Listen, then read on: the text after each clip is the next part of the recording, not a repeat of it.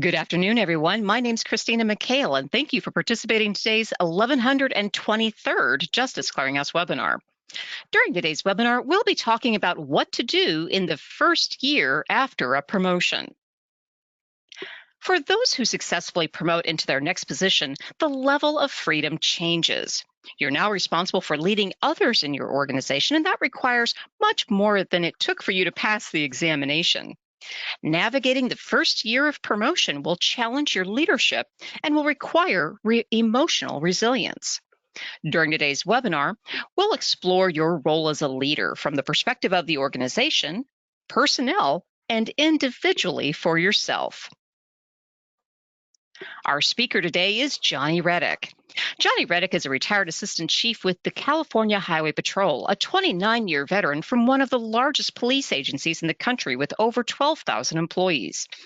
From overseeing large-scale civil disturbances and officer-related incidents, natural disaster response, coordination, and oversight, Jonni managed hundreds of personnel with daily operations. Today, Jonni is an adjunct professor for the University of San Diego's Law Enforcement and Public Safety Leadership Master's Program. She's also a public speaker, coach, consultant, CEO of JLConsultingSolutions, and the author of Survival Guide to Law Enforcement Promotional Preparation and Black, White, and Blue. And now, briefly, before we begin, I'd like to share with you some information about the Justice Clearinghouse. The Justice Clearinghouse is the only peer-to-peer educational program for justice professionals that emphasizes the multidisciplinary nature of an effective justice system.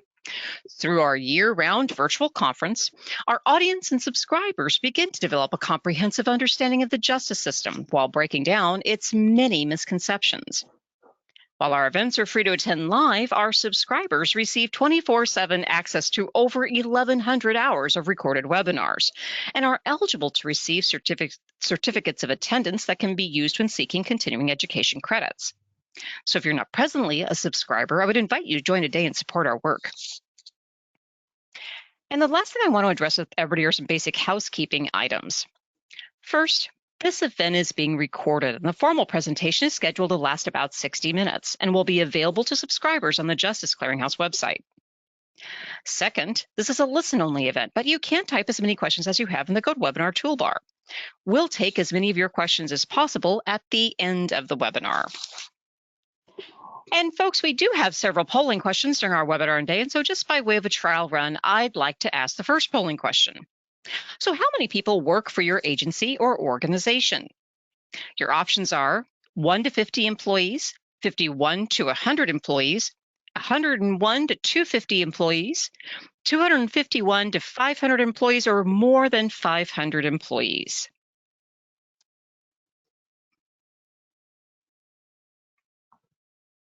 We'll give everybody just another second or two to get your votes, and we really do appreciate you doing this. And it looks like we just about have a majority here, folks. So in the interest of time, I'm going to go ahead and close the polling and share the results. So 22% of you have 1 to 50 employees.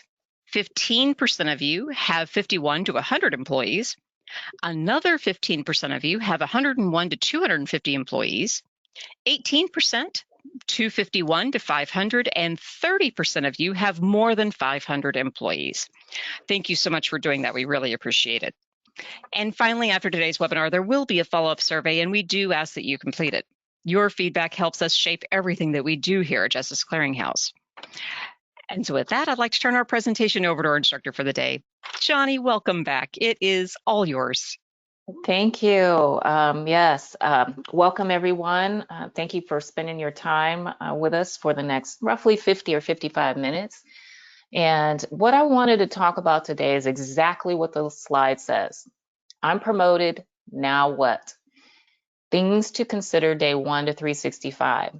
So in several of the work that I do when I'm coaching, when I was an assistant chief, commander, sergeant, manager, it was really about me personally in those first few ranks of when I promoted and then what. And then when I started working with my teams and my staff, and then of course, now I'm an educator and I'm having these conversations. It's really about once you get the promotion and you're actually going to be in the assignment, what happens now? And so that is what this webinar is derived from, is how to help you be able to see the landscape beyond the examination process. And now you're really going to be getting in the job. So I know that for the California Highway Patrol, when we have individuals that are promoting from, say, a rank and file position, whether it's sworn or non-sworn, you have a first line supervisor's training that you go to that is anywhere from 40 to 80 hours that you'll receive that training. For a very long time, a lot of our employees didn't actually receive that training until they'd actually already been in their promotional position for either several months, and even up to, I think, the longest at one period of time was 6 months. And so some agencies will have that transitional type of training before they actually receive the promotion, and then some won't have it until they're several months into their promotion, and some agencies may not have the capacity to provide very much transitional training at all.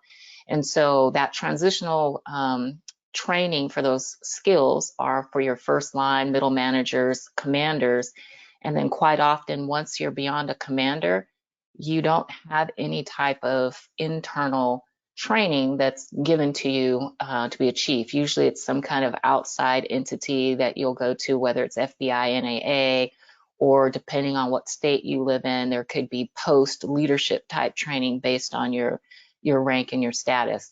So oftentimes what I found, because I taught first line supervisors and middle managers and command for our department for almost a decade, in those 40 to 80 hours, we are hitting on particular kind of learning domains and disciplines that were just giving you a little bit of things to think about.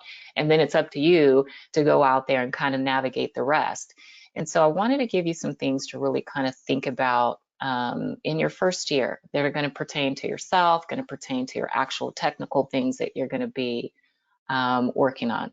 And so this is where this reality sets in that the promotion is happening, and you really want to start thinking about and evaluating your support system, your emotional readiness, understanding your new role, and really creating healthy boundaries for your work-life integration, and knowing what you're actually going to be doing daily, weekly, monthly, or maybe quarterly in your actual role. So I'm going to work on kind of culminating this whole webinar into all of those facets. So I encourage you to kind of stay with me as we navigate it, because I know some of you may be on going, well, this may not be for me. So if you're a manager already, or you're in a command executive leadership role, this is for you, because maybe you already know it, but you're going to be coaching and leading other people who will need you to be refreshed on this and to get something that you might want to provide to them. For those of you that are moving into your first promotion or maybe your second promotion, this is going to be really helpful for you as you start to, understand the nuances of what you should be paying attention to. So I highly recommend that you take a few notes and that you refer back to this recording whenever you can. So with that, if we can do the first poll question. You bet. Let me get that polling question pulled up for you, Jonni. Your first polling question is up, folks, and the question is, how many of you feel the following as you prepare for the promotion? Do you feel well prepared, ready but not overly confident, have no idea what to expect, or you have anxiety over the idea of promoting now that it's here?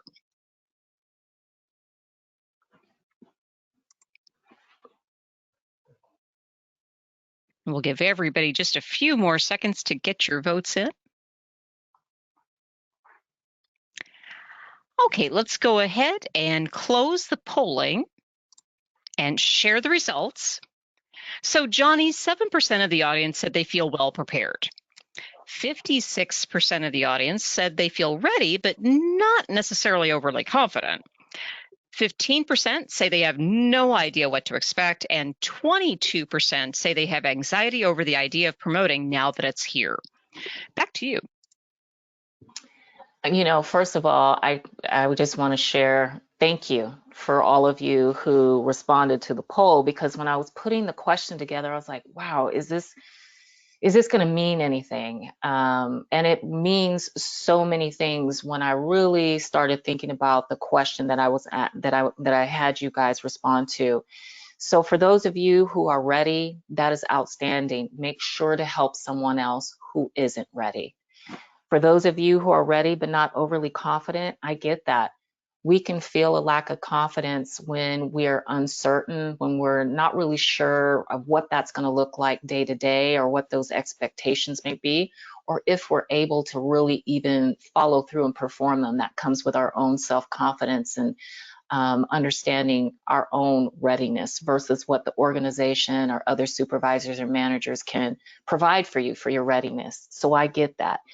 I'm hoping that as we go through this, you will have a little more confidence, and that you will feel that you are going to be well prepared to be able to show up. For those of you that have no idea what to expect, I was in that lane many times. So the beauty of the way this is designed is that you're going to have some idea by the time we get to the end. And for those of you with that feeling of anxiety, now that it's here, that's a real feeling. And this is why I like to integrate into the presentations, on top of the technical and the things we're going to talk about, are also your healthy boundaries, support system, work and life integration. And it's really important that you find the balance to this new role and position in which you're going to have. I didn't do this well in my first two positions for promotion that I went to, and it affected me. It affected me, and I didn't really even understand it, because it matters how we show up for our people. And so when you're thinking about your new position, really think about, how will it change your life? What will it do to change the patterns of what you've gotten used to? I was just looking at research the other day for a project around, happened to be women in policing, and some reasons for possibly why they are opting out for not promoting or seeking specialized assignments. And it has to do with that work-life integration. And also, when you take a promotion, you lose seniority, and you go back to the bottom of the pile of people that are above you in that new role. And do you want to work graveyards if you're a sergeant, when maybe you've been working a nice assignment on day shift? And so really think about the patterns that are going to change for you. Are you going to have to now maybe commute to work? So for me, this great state of California, it's got almost 40 million people. It's a huge state. And for us on the California Highway Patrol, we could not promote right into commands that were 5 minutes from home. So most of us were commuting.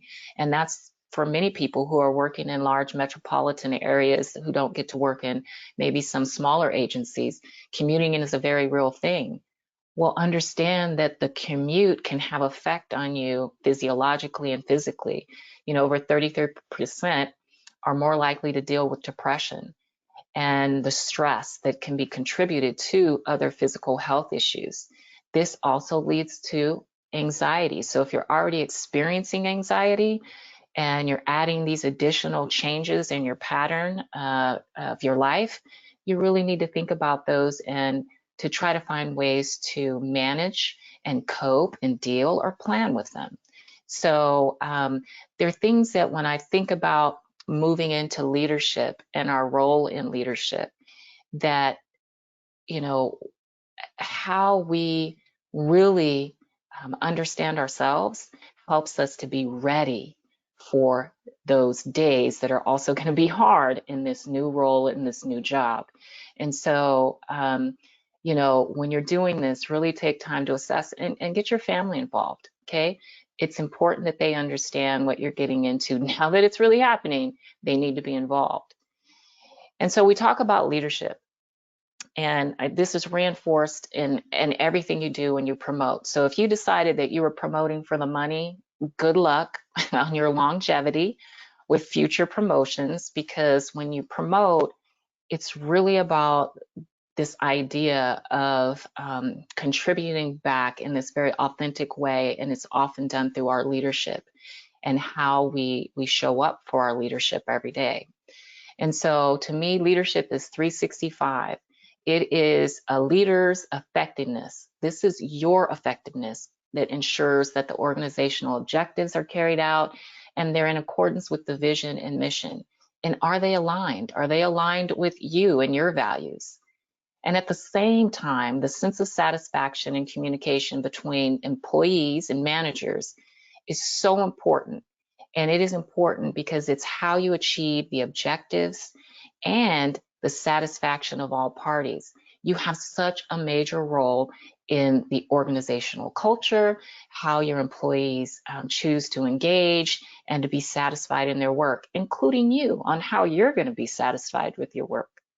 And outside of the technical and tangible areas of your responsibility, your attitude and the perceptions of your leadership are just as important. And they are based on your ability to meet the expectations and enhance the quality of the work environment and skills for your employees. So it is another level of selfless service and sacrifice, really, when you actually are promoting. And so you must be able to contribute to that psychological safety for your employees and your teams, and increase that level of engagement. There is a body of research that is out there relative to this big challenge that we're having in every industry, but definitely the industry of law enforcement and criminal justice, with retention, this ability to keep our employees. You know, we're having the front end challenge of recruitment, and we're having the back end challenge of retention. But when you really look at it, it's the back end of retention that affects the front end of recruitment. And the in between is you and your leadership. It is you and how you engage and what you provide in the work environment for your employees that makes all the difference. So I encourage you to not just know this, but to find ways to lead it out and to live it out through your role in your leadership. All right, we are going to hit our next poll question. Excellent. Let's get that polling question up for everybody. Folks, your next polling question is, what is the most pressing concern you have when you get promoted? Your options are handling personnel issues, addressing administrative functions, being prepared for operational functions, dealing with your new boss, or is it all of the above and even a few more?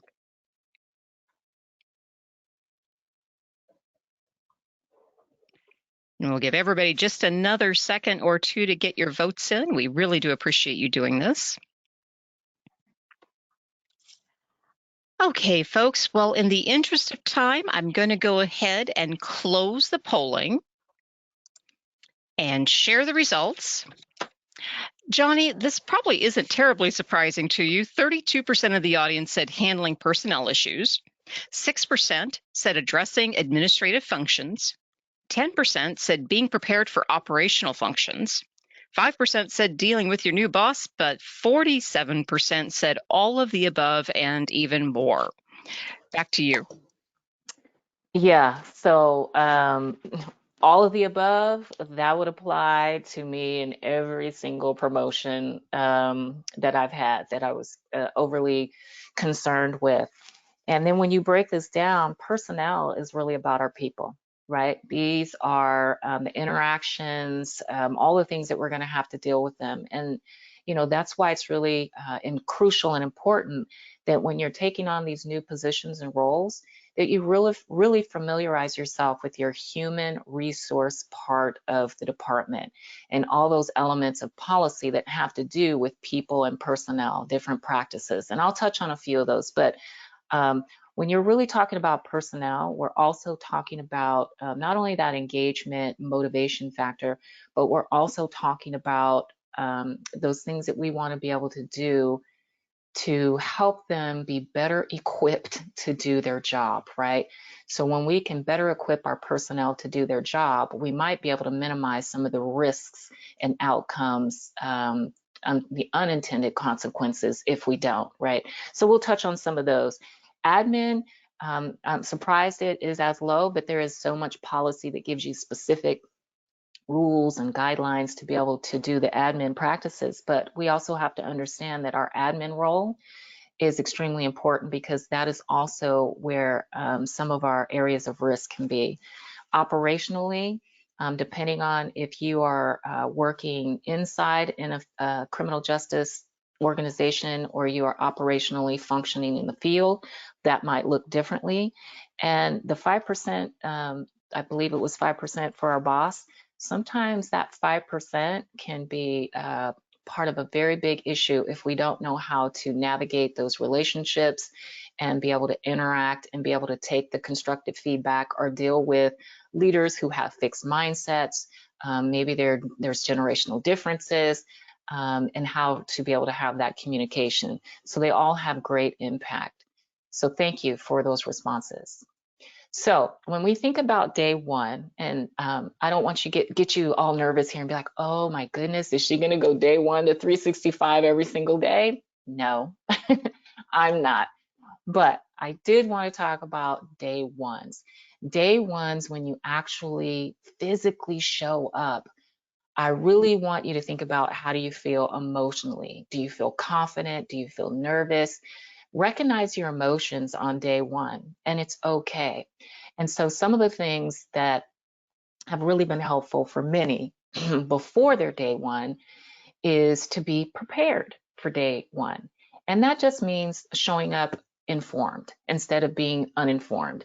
This means, how many times have you been to the new office or your new location for where you're going to work? Have you taken time to walk around and say hello and meet people? Have you had an opportunity to set up your workspace? Get all your administrative things set up so that when you go in and you have to sign all these new forms or you have to log on and do different training, are you going to be comfortable and aware of that? So day ones can look a lot different if you don't do any preparing and you're just going to show up like, yes, I got this job. Or maybe you were somebody who was doing something in an interim capacity, and so you're already kind of familiar with it. That may look different. But I strongly recommend, if you want your day one to feel better, show up a few times, walk around, get to know people, work on remembering names and what people do in the office. I mean, I remember going into some of my new assignments and, just taking my equipment in and kind of setting up my work area. And there would be different people in the office, and just being able to say hello and get to know their names, and they could see me and my face, because before maybe I was just somebody they were talking about, especially if you're moving to a new division or a new unit, or maybe the area location is completely in a different spot. So, this also helps you to get out of yourself and start thinking about other people as you're meeting them and working to remember who they are versus worrying about how you're feeling about yourself. Feel free to share a little bit about yourself. And this really begins to create your relational leadership environment that you're going to be setting a tone for, right? So, be prepared to be relational, get out of your comfort zone if you're somebody that doesn't necessarily like to do that. And then don't expect to get a ton done on the first day. Don't be stressed out about that. But I will say, be ready to go. That's G-O, go. If the stuff hits the fan, which it can always happen, even on your first days. So if it does hit the fan, are you ready? Do you have a go bag? So our go bags, when we're officers out on the road, generally has all the different forms we're going to need for investigations and collisions we're going to take. It's going to have all of that different stuff that we're going to have. But when you move into supervision and leadership at executive levels, what does your go bag look like? What's in it? Every rank and classification should have some kind of a folder or bag of checklists, or things for threshold incidents, or things that have to do with your employees if they get injured or hurt. whatever that looks like for your quick references. And I know a lot of these things can be digital now, but what's readily at your access to say, oh, this is happening, this is where I need to go for that. So think about that based on your classification and your rank, and have that somewhere that wherever you go, whether you're going to lunch for 30 minutes, you can pull that thing out if you get a call or you hear a radio call and you know how to be able to help or assist. So have you been assigned a mentor already before you arrive, or somebody that's going to show you the ropes? And if not, ask for one. So these are just kind of things day one, maybe the first week or two, that can help you before you arrive and when you arrive, but really prepare for long days, long mental, taxing, and physical days. Also, have you received a memorandum of expectation? Or are you someone who needs to give a memorandum of expectation to your staff or employees? This is really important. It's something you get when you meet with your boss and they go over what they expect you to be doing, not necessarily daily, but perhaps it could be that specific, but it will give you these general guidelines of what to expect, what they expect of you. And then if you're in a leadership position, what you will expect of your employees. And we'll talk about some of what's in that here in a little bit. Daily things for you to think about is managing your time. Now, this sounds basic, but let's say you have a lot of administrative things, you have several meetings, maybe you get called to something that's disruptive and it messes up your whole schedule. That's when being organized is important. So managing your time, being organized, being consistent, daily, make yourself available to your people, okay? You can get bogged down in the admin and totally forget that you didn't even come out of your office for the last 2 hours or the last 4 hours or at all. So what do you do in that first part of the morning? Sometimes it's called the golden hour, where you go around and you say hi to people and check in to see how they're doing, but also maybe fit in those opportunities for some coffee, or have them come on in and just chat with you for a little bit. But really be engaged, be timely with your responses and feedback to your staff and your teams. This is whether it's emails, texts, phone calls, requests from them, and even when you're giving them their feedback. So I know some agencies don't necessarily have a system monthly for how you give performance feedback to employees. You might have annual reviews. Whatever that is, make sure that it's timely and that you're given that feedback. But daily, offer up yourself, make yourself available. So you want to stay engaged. When we talk about motivation, there's differences in intrinsic and extrinsic motivation. And intrinsic motivation comes from within, while extrinsic arises from external factors. So you want to really authentically engage in those activities because you enjoy them. You chose to promote. You chose to promote. So the people that you will be leading deserve to have somebody who's enjoying their new role, not somebody who's going to be, miserable or stressed out. They know that you're a real person, but really you chose to promote. So really think about that personal satisfaction from, your new role. And share that with your employees by how you actually engage with them and how you spend time with them. So when we talk about investing in your people, it's being consistent and intentional, right? It's spending this time with them to increase that job satisfaction that they like. So for me, I did ride-alongs with all of my staff when I was a captain, and I had probably 120 or 30 people. And my whole first year I was totally focused on getting out on ride-alongs with all of my uniformed and sworn staff and spending lunch hours with my administrative professional staff. And I will tell you, it changed our ability to communicate. It changed the relationship aspect, but it also increased their feeling of value in the organization, but also, how we were able to get things accomplished. And we had some pretty significant and difficult things we had to handle in that time. But it's important for you to recognize your employees. Read their personnel files. Are you completing these monthly or quarterly? Are you celebrating birthdays? What about those difficult employee moments? Are you taking time to pay attention to the grapevine and hear what's going on that maybe you don't hear directly, so that you can check in, so that you can provide some of the resources and support that they'll need? Really pay attention to how you're engaging daily. You know, when we think about administrative things daily, we may forget the fact that there's these very big, large umbrellas of responsibility that we have. And so when we talk about departmental EEO and our programs and cultural awareness, we are talking about the work environment. And of course, we know there's policy and process and training, but that responsibility is yours. So some of the fundamentals of our, our organizational culture around EEO very much have to do with professionalism. And if you're a frontline supervisor or you're a manager, you know where the gray space is on what our employees should be talking about and not talking about, but it is your responsibility to hold them accountable. Now, this doesn't mean you have to come down with a hammer, but it does mean you need to say something, because if you don't say something, then you are also condoning whatever's happening. And then that can continue to cultivate into something that could become a problem, not only for the employee, but potentially for you.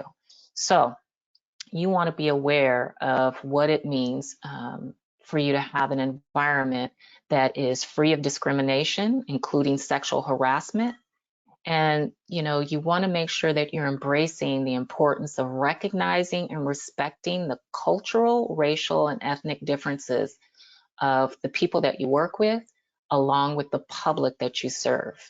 It's important that those practices are ethical and equitable, and that you are not just modeling them, but you are actually communicating those expectations to your managers, your supervisors, your staff. You're going to do that in any kind of meetings you have. You're going to do that in training days. And you can do that simply by having conversations. Some of the biggest challenges that I found for first-line supervisors and actually some managers is just having the confidence to be able to say, you know what, that's inappropriate. Or hey, you know what, that's a little bit out of line. We don't have to, say, hey, come to my office right now. We could be like, that's out of line, and acknowledge it. And if it's something that warrants maybe documentation, then maybe you have to document it. But you also then have to clear that atmosphere for everybody, so that everyone knows what those expectations are around providing that environment that's free from discrimination and unprofessionalism. Okay. Another big umbrella that we have is our occupational safety and injury and illness case management. And then what is the difference between those two? And do you understand the difference between those two? So when we talk about occupational safety, we are talking about how the department is legally and morally responsible for the safety of its employees. What safe work conditions, work procedures, what programs do we have in place? How are we, doing the essential functions of the job and keeping and protecting our employees from accidents, from injuries, from occupational illnesses, and from any kind of hazardous substances or exposures? Does your agency have occupational safety committee meetings?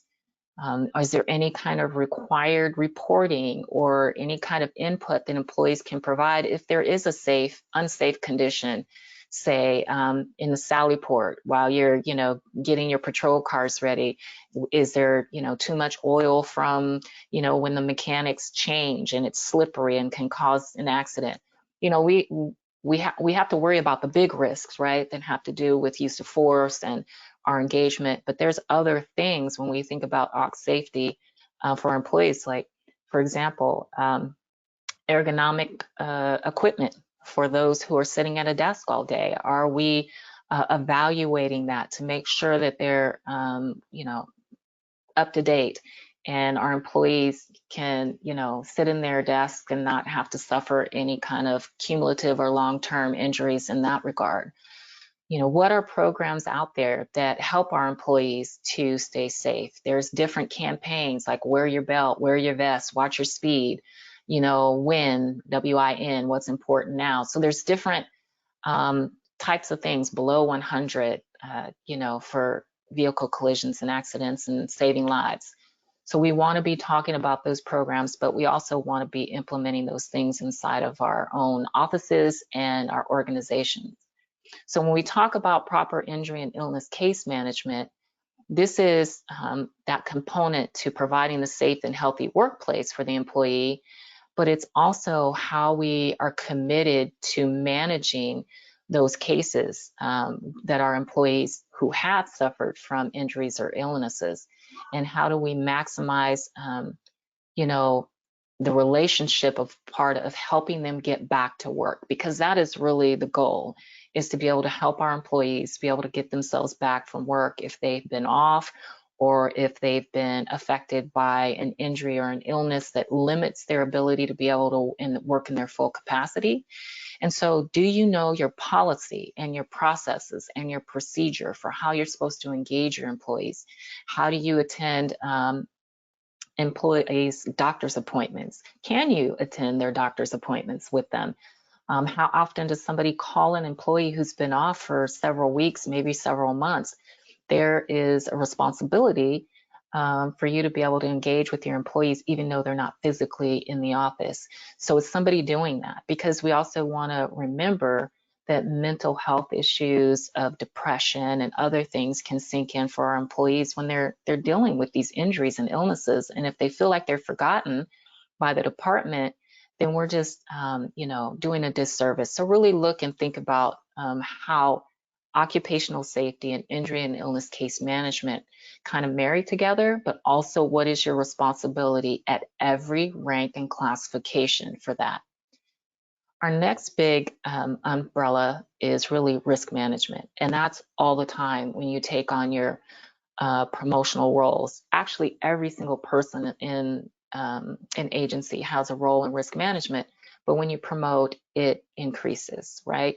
So when we're thinking about inspections and audits and looking at past patterns of accountability, employee conduct and misconduct, that liability that can be attached to any kind of special relationships, contracts that we may have. We even have, risk liability attached to our Public Records Acts and, those documents that are being released. We have, risk liability that's attached to absolutely everything that we do. But the numbers on the slide, this is from a Washington Post article, March of 2022, and it's called The Hidden Billion-Dollar Cost of Repeated Misconduct in Policing. And so the numbers there that you actually see are relative to a study that they had done of over 7,600 officers from around the country out of, I think, 25 of the top large agencies, I think municipalities and sheriff's departments. And there was $3.2 billion paid over a decade out of approximately, I think, 40,000 payouts of wrongdoing. And so the one represents, basically, it only takes one person to affect, the brand, the reputation, the trust that we have with the public and internally with our own people. Because if you look across some of the news headlines, it's people at the very top part of the organization who are being tried for, very egregious allegations of either some type of misconduct or corruption. So our risk is all around us every single day. And it's your job to help mitigate that. And one of the areas, too, that we often forget about for intervention before misconduct becomes an investigation is when we really think about properly preparing performance evaluations. And many of you may know Gordon Graham, who is Lexapol, but he's also a retired captain from the Highway Patrol. And he talks about risk management all the time. And so for those of you who do performance evaluations for your employees, they're an excellent risk management tool. It is that opportunity for you to really assess your employees for what they're doing right now and what possibly they could be facing as risks in the future, and kind of put those control measures in place by you giving proper guidance while you are actually doing their performance reviews. So do not underestimate how important those are, and hopefully your agencies are actually doing performance reviews. When we talk about daily, operationally, we can think about things under our command operations purview. And what are those responsibilities daily, weekly, and monthly that we might be looking at? So I'm going to go through kind of a list of things, and they may fit, they may not fit, but we want to think about overtime reporting, and are you monitoring that as you're scheduling and deploying your teams? What are some of the citizens' complaint trends that are happening, maybe with your shift, maybe of your whole, organization? What are you looking at for adverse action trends and those investigations that you're doing? What about timekeeping and the processing of timekeeping? Is everybody, well trained in timekeeping? Have you changed your system? Is that creating errors, which is affecting overtime? How are you looking at your picture relative to strategic planning? Because the daily things you do every day affect your strategic plan. And do people understand their role in the strategic plan through what they do every day? Are your facilities, are you looking at facility reports and managing your auto techs? Are your systems for reporting working well, and do you know how to do them? Have you received training yet? Just don't act like you know how to do everything. If you're not comfortable doing a reporting system because you've never used a particular program, let somebody know. There's probably a quick training video. You can sit with somebody and learn how to do things. If you're somebody who has to oversee the budget or some component of the budget, and that's not a strong suit for you, then you need to get with somebody who can teach you to understand what you're looking at when you're looking at your budget. Are you comfortable with grants and grant reporting? Those fleet management reports. Are you familiar with OSHA compliance and what can get you in trouble? What can cost your department?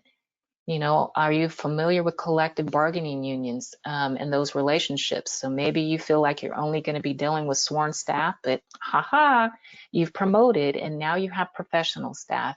Are you familiar with their collective bargaining units? So you need to be opening up your leadership lens to be able to see the full landscape. Property and equipment. How it's issued, who it's issued to, is it properly working? Are they reporting when things are not working well?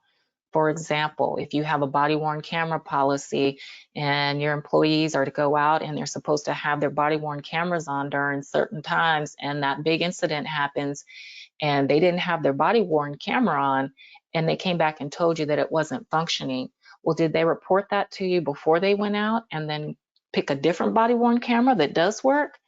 Is that a potential issue with the employee at some point? And so these are things for you to pay attention to, because they all have liability, but you're also there to help your employees to perform within policy, which keeps them protected. So your evidence rooms, there's policy on how we collect evidence, and we have evidence techs, but we also have officers that collect evidence.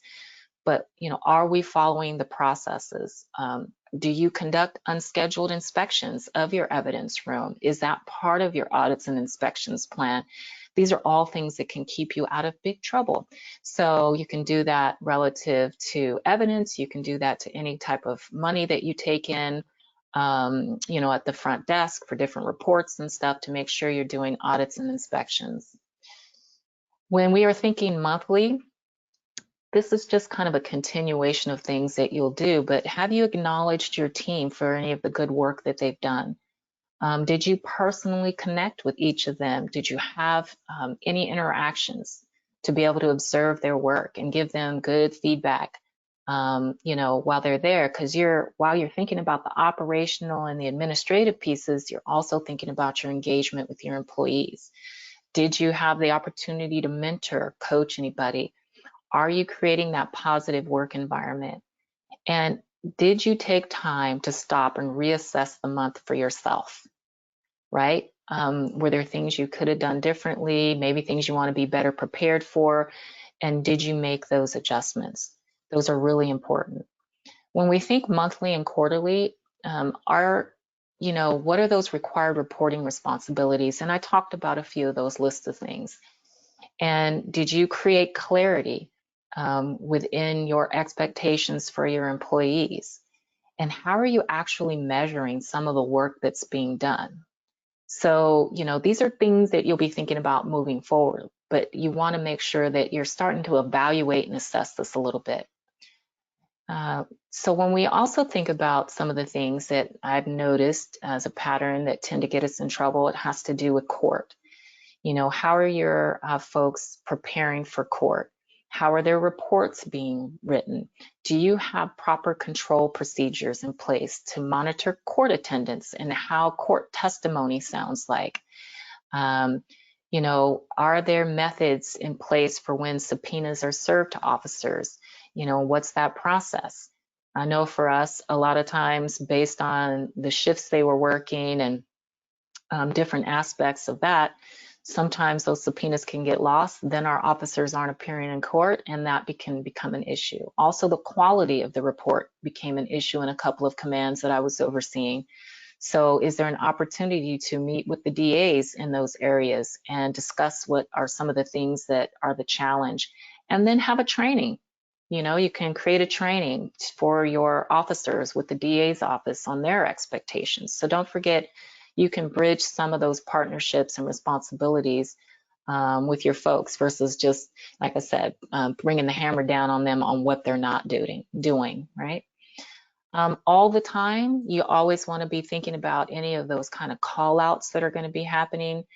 And are you ready? For any of those various situations. So some of the things I recommend people do is run scenarios through, like when you were an officer, or that rank and file, and you were just talking about different things that could pop up and being prepared.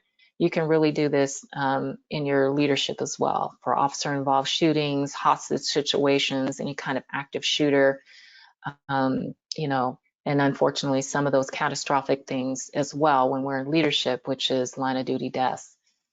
Do you know what your local protocols are with allied partners? Are you ready for mutual aid? Are you comfortable with dealing with the media staging and interactions? What is some of the threshold policy you have that helps you be better prepared?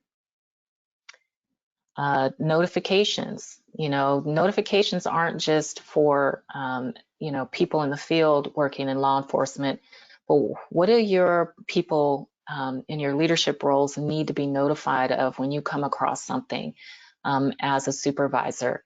And have you guys talked about what those are? And if not, what are those organizational sensitivities? And, do you have policy around that? And are you familiar with policy relative to protocols for notification and proper communication?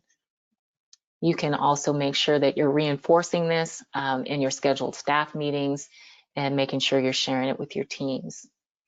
So this is just going to kind of encapsulate, and then we're going to capture some things in these last, slides. So when you're looking at your first 4 months or your first 120 days, you know that you have a lot to consider, and we've touched on so much of it already.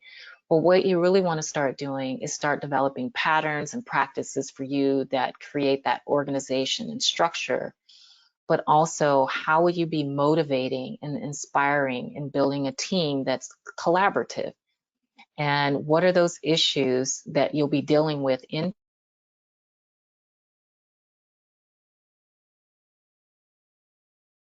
internally and externally that will need immediate attention, versus those things. Maybe you have a little bit of time to observe them. Maybe there's some intervention strategies that you can kind of weave in there, but you really want to identify what those are. So some of those can be morale, staffing shortages, employee misconduct, cases that are actually working and active, and you come in the middle of that. Community concerns. Maybe there's a challenge in your agency with equipment or technology. You've got old antiquated equipment and you can't get certain things working with your teams to be able to meet the mission of the work, whether, again, if you're working inside, whether you're working in the field. What are those issues, and are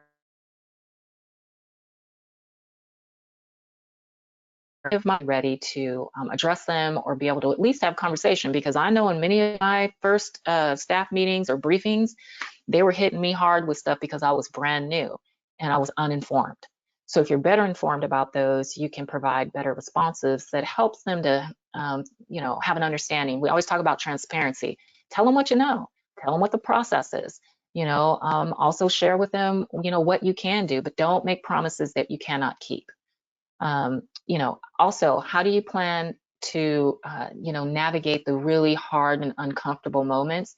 Those first 4 months of your new leadership role will challenge you so much on this place of where some of you felt like your confidence, and I'm not sure if it was in this space, but confidence and your anxiety to deal with conflict with your own people.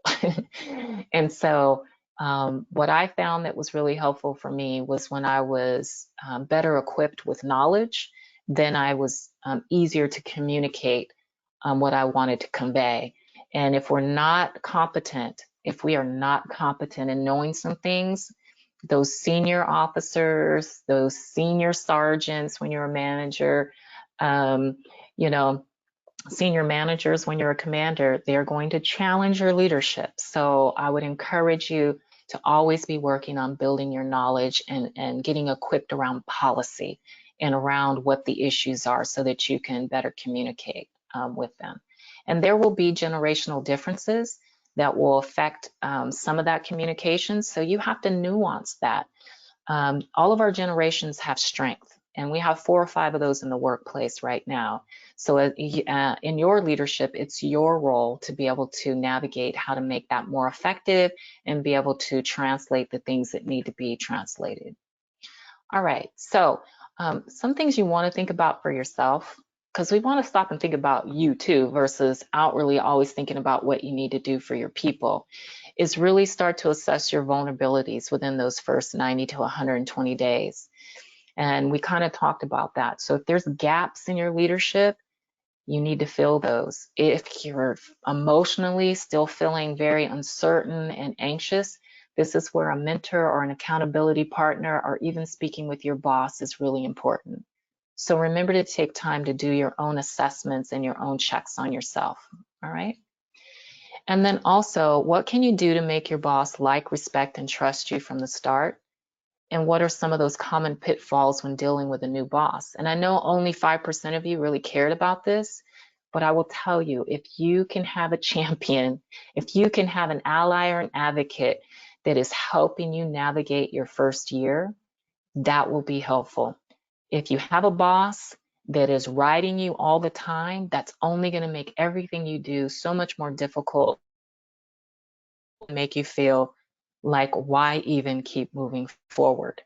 And you may decide that you want to demote. I've had several people I've talked to that chose to demote, but I wish they would have called and spoken to someone like myself to encourage them on things they could have done. So it's just something for you to think about when you're dealing with those relationships, to be able to have advocates and be able to have that. And if you have a difficult supervisor or boss, then maybe find somebody that can help bridge that conversation for you.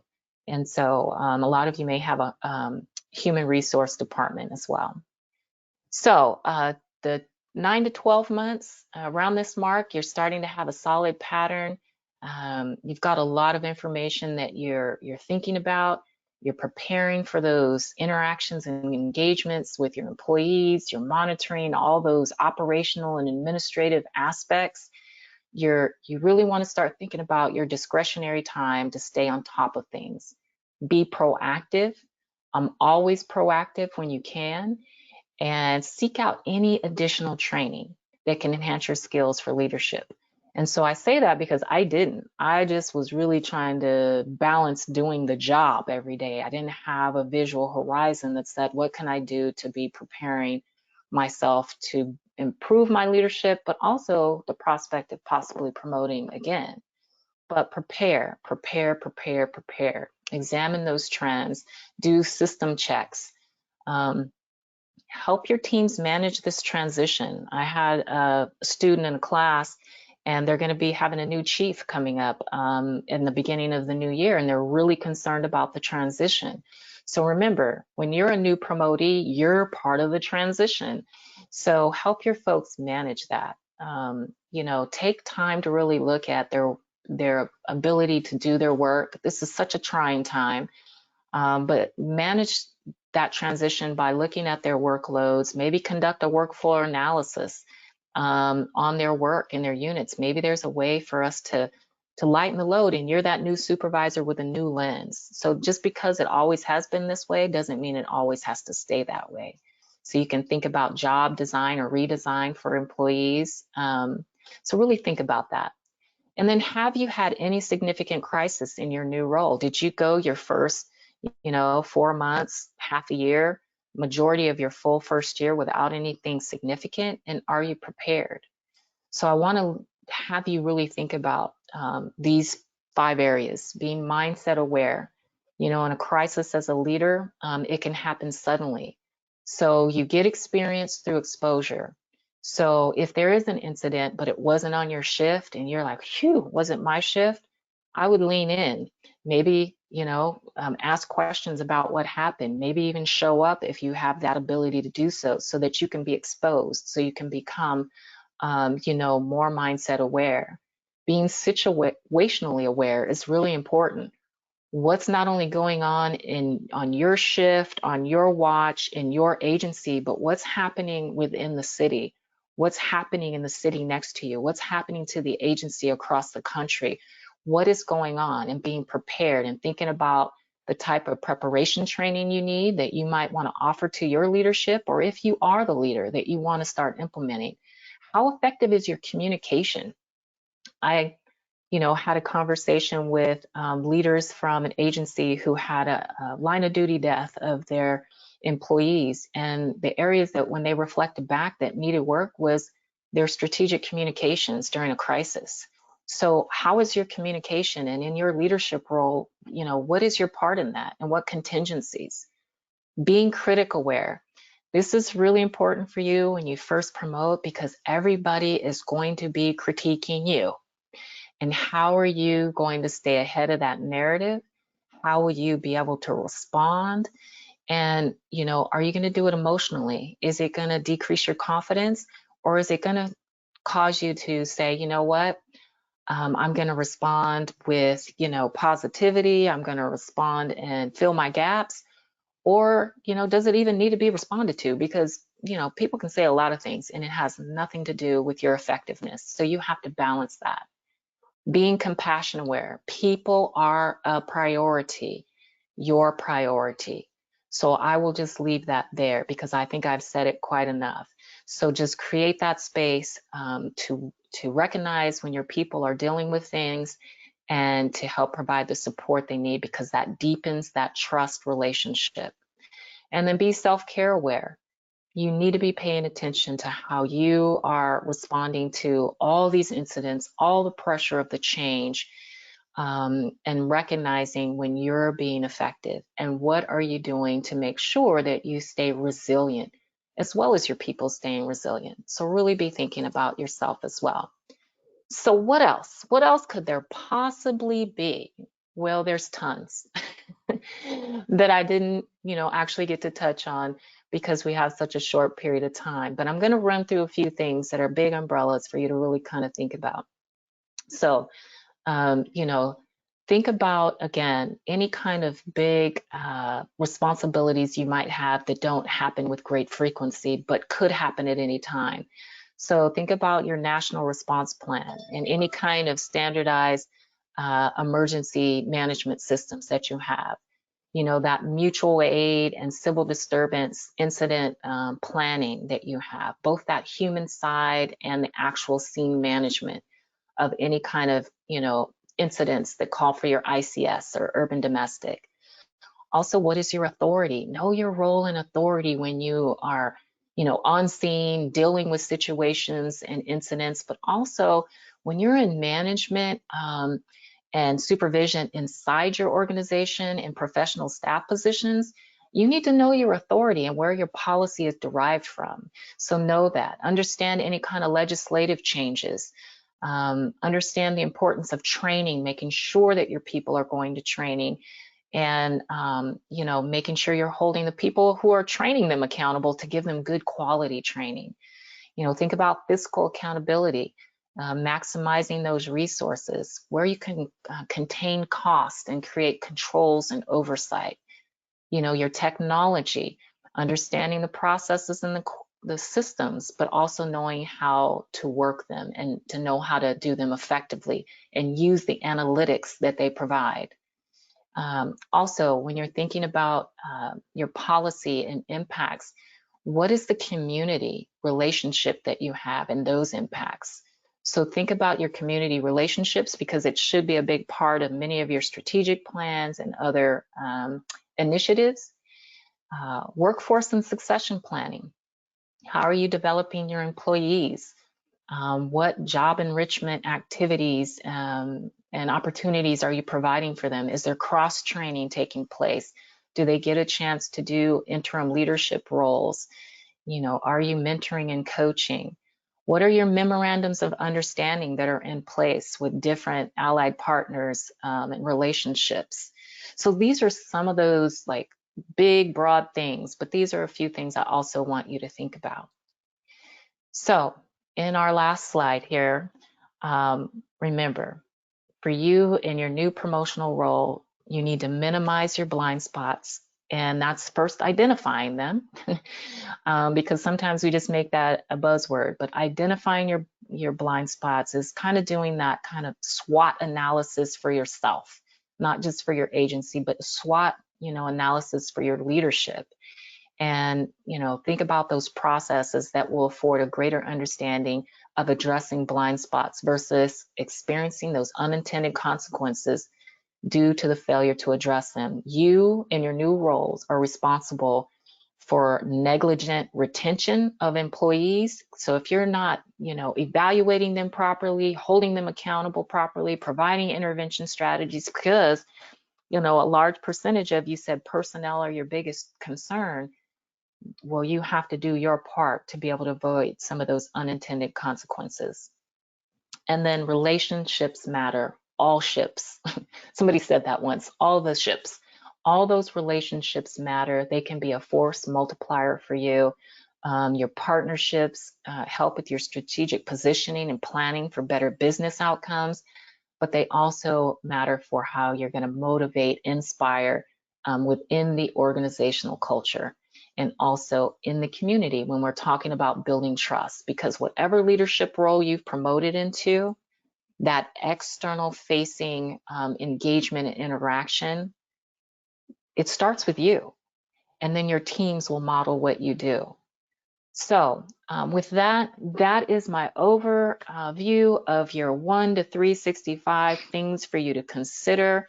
I am so grateful to have had this time with you. If I'd love for you to connect with me on LinkedIn, and then you can use the QR code to go to my website for any additional information that you need. But thank you so much for your time today. Oh, Jonni, this was just fantastic. Thank you so much for doing this. I got to tell you, I don't think we've had any speaker who's broken it up over the course of a year, all the things that a new promote should do. So thank you so much for doing this. I'm sure the audience felt it was really helpful. You're And folks, welcome. Thank you. And if you're like me and you like this webinar, and do be sure to check out our whole lineup of webinars on our leadership feature page, where you'll find Jonni's next webinar. Join us on June 13th when Jonni is back to talk about the 5 best ways to manage talent.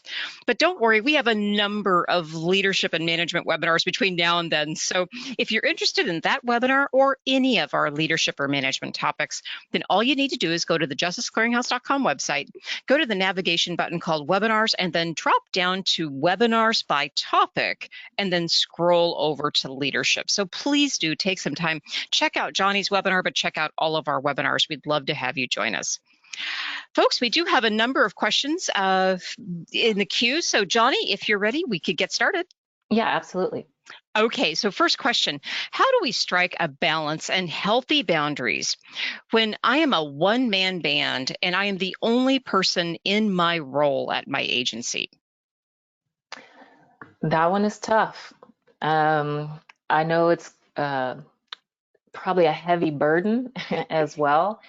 And, you know, when you're in small agencies, you're wearing many hats, right? So, you know, some of the things that I would recommend that you do internally in the organization first is really balancing priorities and looking to see what is actually reasonable to be able to get done. And maybe there's things that you can't get done right away, but there are things that you can place in queue to be able to have progress towards. But one of the things that I think sometimes we don't think about is how to leverage our partnerships. You know, so for example, I was working with a small agency, and they were talking about how they don't have the ability to provide training to their employees to the level of a larger agency. And so it was about leveraging, you know, the relationships with other partner agencies to provide training so that you could come together almost in a regional kind of way to be able to provide that training to your employees, and it didn't deplete your staffing to be able to work the road and meet the mission. And depending on what type of hats you're wearing, you might have to consider that. You know, we work in silos a lot, unfortunately, in some of our agencies, but we got to remember there's, you know, maybe not just another law enforcement agency, but maybe there's a city, county, or nonprofit partner that can come alongside of us and help amplify what we're doing. And that will help you when you're that one man or woman band who is trying to make all things happen. Same thing around any kind of technology that you may be lacking. You might be able to leverage someone else's technology. So, you know, think about how you can be innovative. This is a time for creativity, innovation, and being outside of our traditional working environment box that we've been in. It may not even be outside the box. It could be completely in a circle, you know, a sphere versus a box. But right now is the time for that. So I know it can feel frustrating. You can feel defeated, and it is just what it is. But again, small things consistently can create big change over time. Oh, fantastic. Thank you. Next question. What does a memorandum of expectations look like? Was there a specific form or template that you used, or did you just write one up that was highly customized to each of your employees? Talk a little bit more about that. Yeah, so the memorandum of expectation for the one, so when I started covering your, you know, the overview of EEO and OC safety and injury and illness, those were some of the big umbrellas that I placed in the memorandum of expectation, but it got specific based on the particular command. So for me, those were given to my commanders when they were coming into a brand new command environment, and they were things that I wanted them to make sure that they personally took time to review or were engaged in or aware of. So depending on, you know, who the expectation, the memorandum of expectation is going to be given to, it will look different. But you can create a template because there's going to be standardized things like that, right? Like your EEO, your OC safety, you know, equipment, maybe some mission and values, maybe some specific things on overtime, whatever those operational administrative functions, and then you can add some specificity to it based on, you know, whatever that role is that they're going to be doing. But I'll tell you what that does. That provides clarity on what your new employee is going to be responsible for doing on top of the duty statement that they're going to have, right? But whoever looks back at that thing. But this tells them what they're responsible really for in the environment, around your people, around operations, around those administrative functions. And you can also, I don't want to say this in a negative way, but we got to hold people accountable. And so this also is something you use when you've had these counseling sessions with employees and they're not doing the work they're supposed to. You can now hold them accountable to you knew, because we had this expectations memorandum and conversation at the beginning when you first came into the job. Got it. Thank you. Jonni, like many agencies, we are really understaffed and there seems to be no end in sight. How do you keep people motivated and healthy while also meeting the staffing needs that often require people to work lots of overtime and yet not burn people out? And that is a reality of, unfortunately, everybody in every criminal justice, profession that we have. I hear over and over of the Mando overtime that has to be worked because of short staffing, and you have to provide the coverage. And I don't know that there's an immediate answer for that, but if I could take this perspective for you in your new leadership promotional role, is to know that you cannot necessarily affect that big kind of change unless you are the chief, unless you are the executive, or you're somebody who is at that level. But if you're coming in as a first line supervisor, a middle manager, even a commander sometimes, know your span of influence and what you can do. Because if we get caught trying to change something so big, we can feel disheartened, defeated, and your people aren't going to see what you feel like your heart is providing. So some of the things that I think about when I think about our people being overworked is, how can I help them manage their workload? Maybe I cannot affect the fact that they're going to have to work overtime, but maybe I can do an analysis of how shifts are deployed and how scheduling is done. Maybe it's always been done this way and we've had 5 shifts, but maybe 3 shifts are going to work better because we can increase our staffing on how we can overlap. Maybe we create an overlap shift so we can reduce overtime. Taking that time to hear your employees. I know we call them complaints, but to me, this is them sharing their concerns. But oftentimes we get tired of listening, and so we shut them down, and they have nowhere to be able to express that, and it starts to manifest in different ways. So create opportunities for internal listening sessions to hear your employees, because they might have some great ideas as well. And then also paying attention to their mental health, their ability to be resilient. What are you doing for mindfulness practices? What are you doing to employ health and wellness in your agency? What does that look like? We're just pounding people with training. We're pounding them with the work. We got to remember, these are people.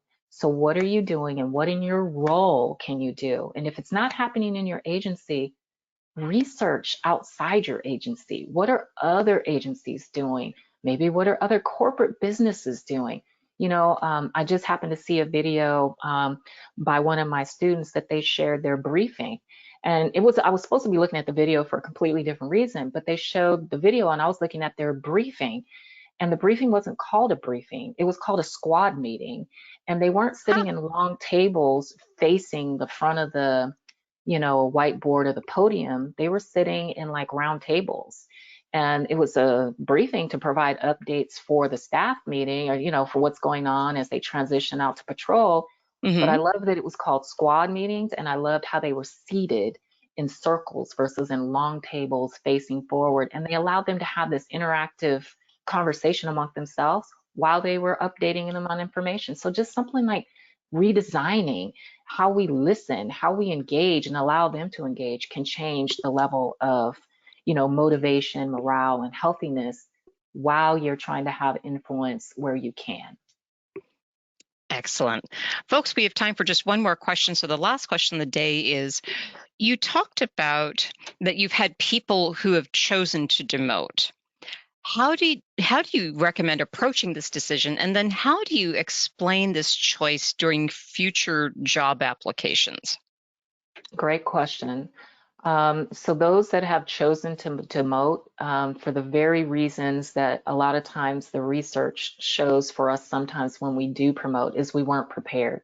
We Hmm. went into the promotion not understanding the expectation and level of responsibility, level of Hmm. pressure, the long work hours, and all of those things that didn't meet up with our work life family integration component. And, a lot of people who have chosen to demote said my family was more of the priority because the work part, they couldn't integrate it enough for me to be able to balance that. And that's part of for leadership in law enforcement that you really have to stop saying, well, we only have 3 shifts and we only do this and it's this the way we always done it. And you got to start looking to what's going to meet what people need, yet they can still perform the job and get the work done. Um, but when you're talking about that decision, have the courage to do what's right for you. Do not do necessarily what's right for the department. And I know that some people will be like, what? Really? The department is there to, they should be there to support you, provide you everything you need to be successful. But if you get into something and it is not for you, it is okay for you to make a decision that says, you know what? This is not for me. And when you talk about it in future opportunities, you should talk about it just like that. So I've had some of those. And what really is impressive is the fact that people recognize maybe they weren't mature enough for the promotion. Mm. Their family life and things that were going on were so out of alignment that they could not focus and function well in the position. And after some time, those things have been addressed. They've, maybe continued their education. Maybe their life is differently in order. Maybe their exposure and experiences have made them feel more confident, but they shared that, as they move forward for the promotion again or future promotions. So do not discount yourself if it is a choice that you decide for you. Outstanding. Well, thank you again so much for this fantastic presentation today, Jonni. It was just wonderful. Thank you so much. We really appreciate it. And Absolutely. folks, folks, join us right back here tomorrow when we'll be hearing about how law enforcement agencies are using drones to support their tactical responses and de-escalation techniques. So do be sure to join us or have somebody from your organization or agency join us if you can. And with that, this concludes today's Justice Clearinghouse webinar. Have a super rest of your day, and we'll see you right back here tomorrow. Bye now.